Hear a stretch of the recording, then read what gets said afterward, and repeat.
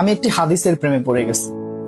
হাদিসটা হচ্ছে ঠিক এমন যে যখন বান্দা একটি ঘরে কান্না শুরু করে এবং তখন আল্লাহর ফেরেশতারা বলে যে আল্লাহ তোমার এই বান্দাটা কি জন্য কষ্ট পাচ্ছে, এবং ফেরেশতারা আল্লাহর কাছে কান্নাকাটি করে বলে যে তার মনের ব্যথাকে তুমি আল্লাহ কমিয়ে দাও। তখন আল্লাহ তাআলা বলেন যে আমার বান্দা এমন কোনো কিছুর মায়া পড়েছিল বা ভালোবেসেছিল যা আমার চাইতে সে বেশি ওই জিনিসটার প্রতি ভালোবেসে ফেলেছিল।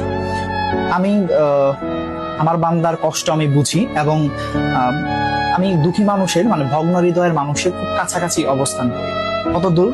এক হাত দূরে আল্লাহ তাআলা অবস্থান করেন।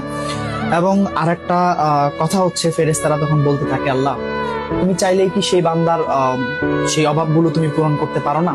তখন আল্লাহ তাআলা বলেন যে আমি ওয়াদা করতেছি আমার বান্দা যে জিনিসটা তার জীবন থেকে হারিয়েছে তার চাইতে অধিক উত্তম জিনিস আমি তাকে দিব, যা দেখে পৃথিবীর মানুষ বিস্মিত হবে।